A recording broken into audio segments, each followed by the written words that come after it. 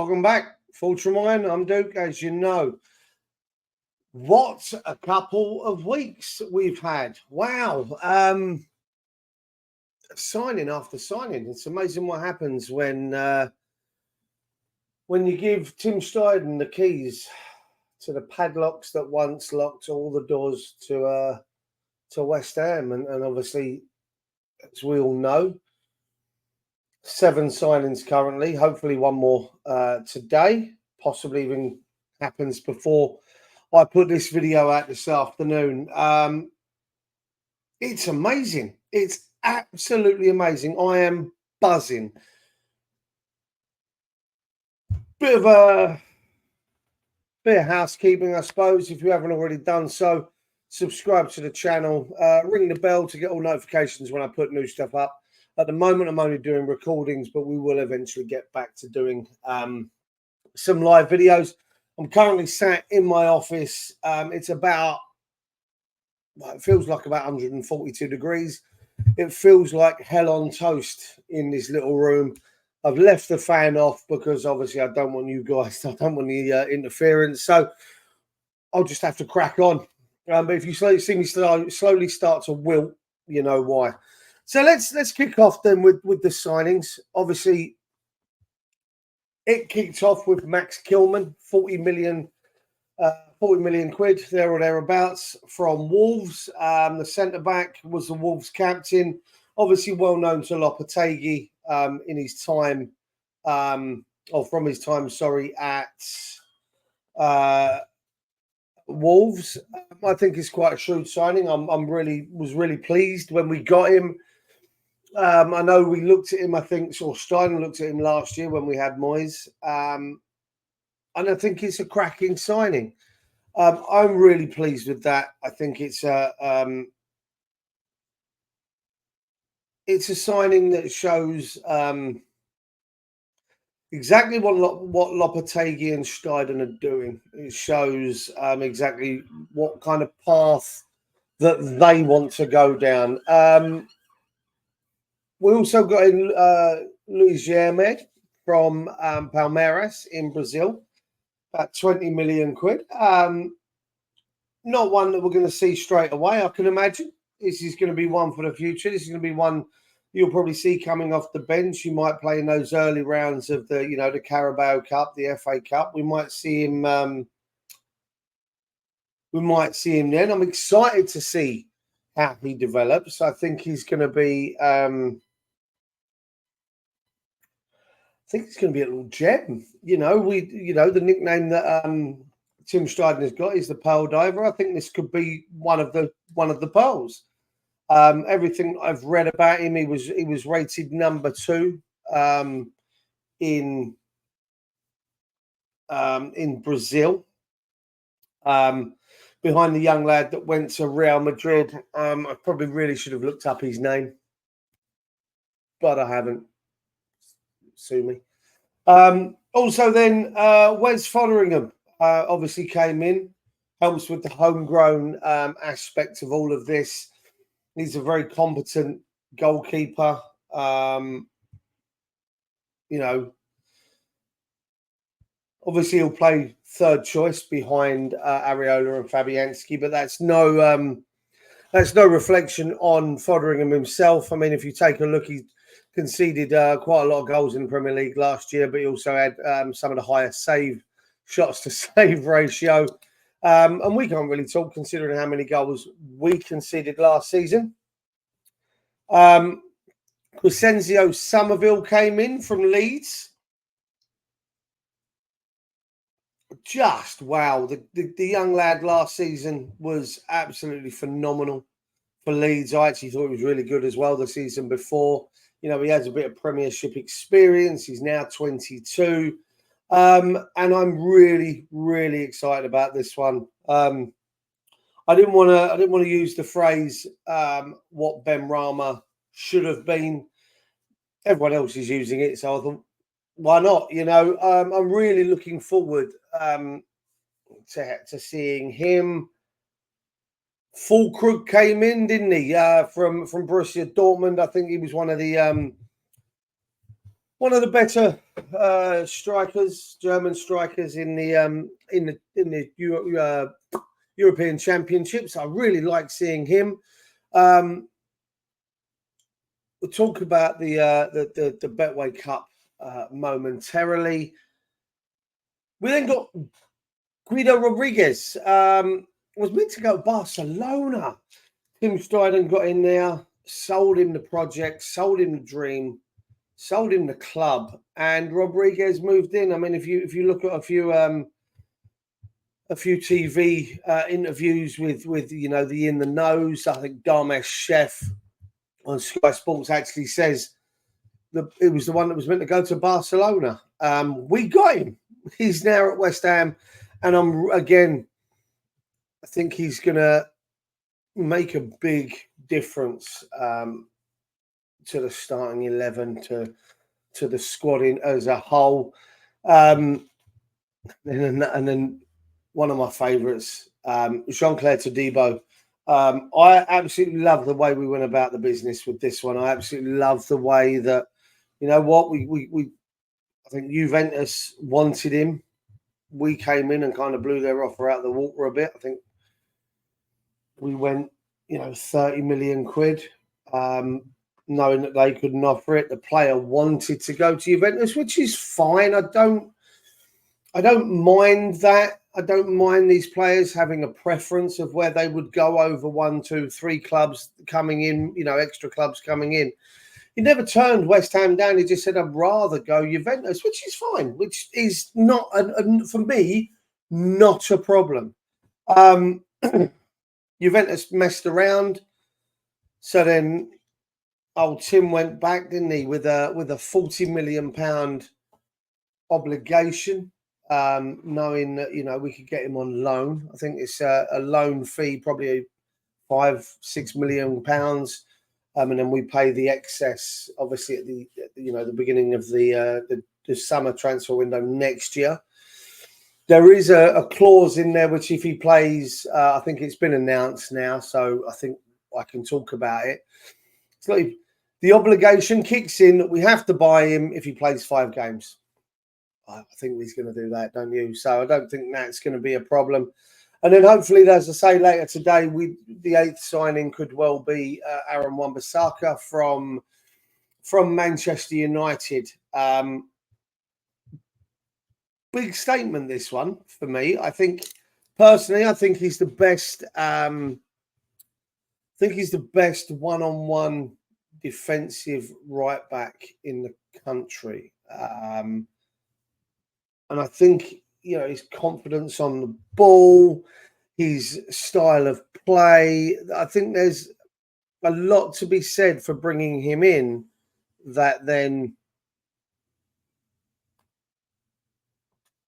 kind of pushes Soufal out of the first team. Listen, I love Soufal. I love Souček. Unfortunately, I just think the way Lopetegui now wants to play, I think the days essentially are numbered. If in the sense of a West Ham career. I mean, I've got some notes here.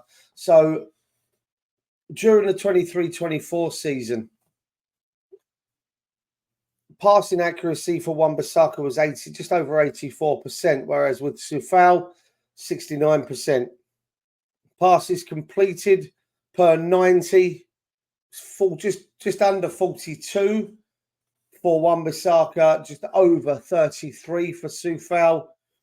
Progressive passes just under 4 for Wan-Bissaka and just over 3 for Soufal. He beats him in carries, tackles won, interceptions, clearances. The only place that Soufal actually beats Wan-Bissaka is on crosses, which is quite a significant number. For Wan-Bissaka per game, it was 0.77, but for Soufal, it's just over 3. Chances created for Soufal is 0.95, so just under 1 per game. Whereas for Aaron Wan-Bissaka, it's 0.63. But all of the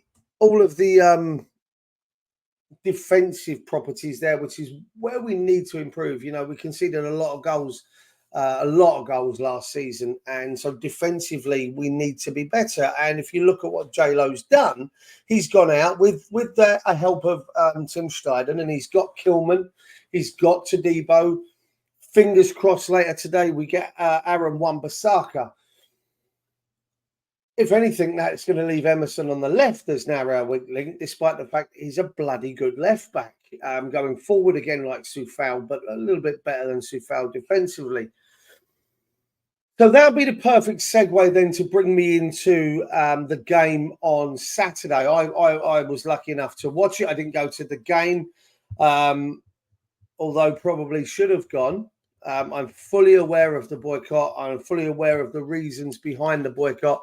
I'm fully supportive of the reason of the boycott, and very critical of the club in the way that they've got rid of concessions. Now, the reason I say I probably should have taken the kids to the game was it probably for me, my missus, and the two kids, it probably would have cost me less than 50 quid for tickets and travel, and then maybe another 50 quid for food and drink. You know, while we were there. So, you know, what would have been £100 for me to take them to Villa for similar seats that I could have got for less than 50 quid. It's going to cost me over 340 quid, 360 quid. It's embarrassing. It's painful. And the club need to do better. They need to do better. The concessions have to come back. I was saying to someone the other day, they're not going to get my 120 quid for my ticket or my daughter's ticket. She's under 21. My son's ticket, he's 10. Or my partner's ticket, right? They're not going to get that money because I'm refusing to pay that money. Whereas if you go for the game against Villa, you know, £100, 120 quid, whatever it is for me, I leave the missus at home because she won't want to come in that sense. And then you've got your concessions for the kids. You're going to get that money. You're going to get the concession money. You're going to get my money. You wouldn't be getting that if you keep it as it is. So you're going to be losing out on, you know, 3 lots of 120 quid rather than getting 1 lot of 120 quid plus the 2 concessions. So club need to look at that. I know no one's going to be from the club's going to watch this, even probably come across it. But you get the idea. They've got to do better. Affordable football. Come on, guys. As a club, we've got to do better. So the game on Saturday, you know, I watched the game and you could see clearly what the style is going to be. And we look better at it in regards to passing out from the back. You know, Areola to Kilman to Mavropanos. If you watch the first half, there was a pattern, and it was the ball always came out to the left. It always came out to Emerson, and it was played between Emerson, Mavropanos, Kilman, and Areola. Very, very rarely did it go out to the right and go to Soufal. And the reasons that I've already mentioned for that make it glaringly obvious. Why? Now, again, that will change during you know, fingers crossed, with the signing of Aaron Wan-Bissaka. So it gives us a different dynamic, i.e. If you watch the first half, the ball kept coming out to the left. So they kind of swarmed the left-hand side. And we still weren't confident of giving it to Vladimir Soufal. So them swarming the left, knowing that that's where we're going to go, you know, led to a couple of mistakes, etc. So bringing in AWB, what we're going to see there is you can play it out to the left and the right and still be comfortable. Also, what you're going to see with Todibo coming in alongside Kilman, and hopefully, in my opinion, don't shoot me for this, but in my opinion, I'd actually like to keep Aguerd and sell Mavropanos. Don't shoot the messenger. That's just where I'm at. In fact, I'd like to keep all 4, but that's a different story. But if you're going to keep 3, I'd like to keep, if you're going to keep one of the 2, Mavropanos or Aguerd, I'll keep Aguerd. Because the raking 60, 70-yard passes that I can see that we're going to try and employ this season, they're not long ball. They're just direct passes. If you hit a hit and hope and no one gets near it, then that's long ball. If you're going direct passes 60, 70 yards from Kilman to Bowen, from to Debo to Somerville, for instance, a 40-yard thread the needle pass through to Fulcrum, who then picks the ball up and brings into play the likes of Bowen, Somerville, Paqueta, Caduce. It's direct. It's more. It's less passes between front and back, and puts you on the attack quicker. And there were a few of those. You know, I do want to point out the goal that that Bowen scored, set up by Paqueta.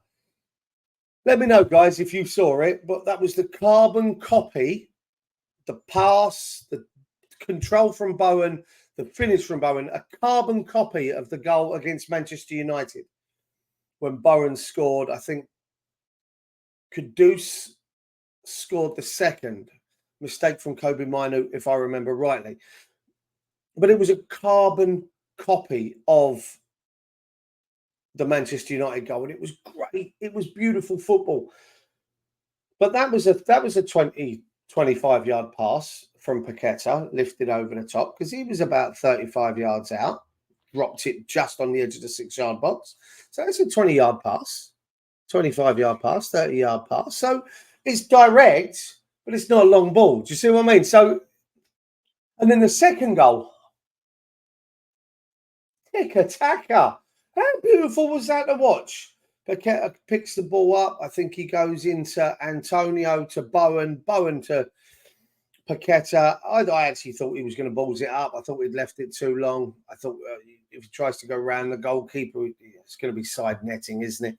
But he didn't. He lifted it. He lifted it over the keeper, and it was a beautiful goal. Now, that side, it's no disrespect to Celta Vigo, but it's Celta Vigo. They're a good side, and they'd probably finish, 14th, 13th, 12th in the Premier League, if with that squad. So got to bear that in mind. I mean, we only drew 2-2, couple of lax mistakes, if you want, but I was inspired. I was excited by what I was watching. It was really, really good. I was over the moon with what I saw, and as I've said on other channels that I've been watching over the last few days, how excited I am, how optimistic I am for this season. I haven't looked forward to a season this much for quite some time. We've lost a few players this season.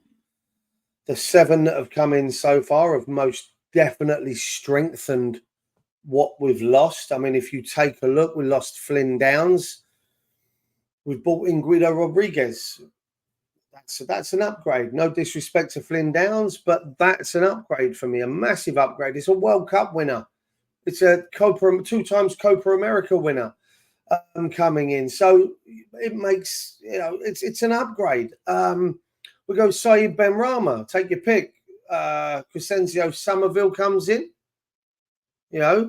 Giame comes in. Well, Giame will be eventually, but Somerville was an upgrade on Saeed Benrahma. I don't think there's any doubt in that.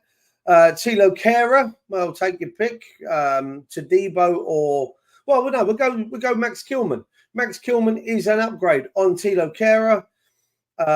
Nathan Trott left. Well, Wes Fotheringham comes in. There's the experience there. Ben Johnson's gone. AWB coming in. Well, that's an upgrade for me because he walks into the first team and that drops Soufal down. So for me, that's an upgrade. Anang's gone. Well, as we've already said, Fotheringham. Divine Mubama went. He currently is without a club. We know that we would need to get compensation if he does go to a British club, an English club. We can get compensation for that. So maybe that's why there's a few debates about where within clubs in this country, whether they move for him, because we can demand a fee. But Fulkrug came in. Well, Fulkrug for me is a German international. And right now he's better than Divine Mubama. No disrespect to Mubama, but he's without a club, and we've moved forward. Angelo Ogbonna, Todibo, Kilman, yeah, Kera's gone, Ogbonna's gone. Don't get me wrong, Prime Ogbonna still gets in the team above those two, but Ogbonna as he is now, it's a no-brainer for me. And then last but not least was Calvin Phillips, returning from his loan deal. Again, you can go Rodriguez in there. Alvarez kept him out of the team. So, when Alvarez comes back from his injury, there we go. And then you look at the others that could go out. I mean, Souček has had a bit of interest from, is it Fenerbahce? Possibly Fenerbahce with Jose Mourinho. I think it's Fenerbahce. I could be wrong. It's a Turkish side. So if I've got it wrong, I apologise. Could be Galatasaray. I really don't know. So Souček's got that interest. You got Danny Ings there. It's going to be surplus to requirements now. We've got Kudus who can play up there. You've got Bowen that can play up there. You've got Antonio Fulkrug. He's going to be at least fifth in kind of the setup, isn't he? So he, and on a big chunk of wages, I think he's on 90 grand. Zuma's got that free transfer to the club in Dubai. That'll be 125 grand a week off the books. I know that there's been a hold up, a delay, because he didn't fail the medical, but the medical that he had raised some concerns. So the club want to come back to the table with Zuma to discuss some changes in the contract offer. He's still in Dubai. He's not come home. He's still out there.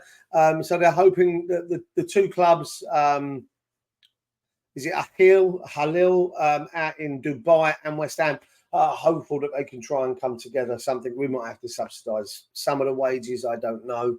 It might be a pay-as-you-play for him, and then we subsidise a little bit. I don't know, but both clubs are hopefully looking to get that done. Maxwell Cornet's another one, shuffle him out the door. It's obviously not worked for him. And then there's the others that we're still interested in. Soler, Duran, Sergio Roberto from Barcelona, 32, been playing at right back as well. So that could then signal the end of Vladimir Soufal. He could be on the door. I'm back. Massive issues with my internet there. I don't know what happened, but we'll carry on. I can't even remember where I was. We'll just go back to, the guys that are leaving and going out of the club. Is what it is. Really excited for this season, guys. Do me a favor, like the video.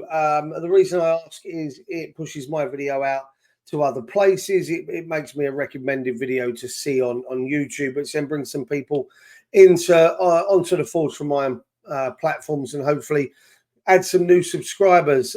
Leave your comments below, guys, on your thoughts on how you feel this season is going to go. As I say, I think we're not done with our business yet. I think we're going to bring some new players, some extra players in, with, like I say, which then will facilitate the need to see the players leaving the club surplus to requirements. Let me know your thoughts on the players we've brought in as well. I'll do a little video over the next coming days with regards to Villa. That's the start of the season. That's coming on Saturday.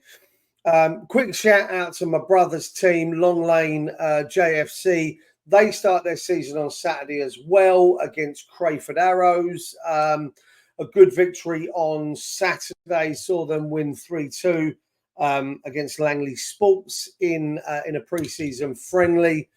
Another 90 minutes under their belt, which was good. So both teams get both Long Lane and West Ham get their season kicked off on Saturday. Long Lane, 2:45 kickoff.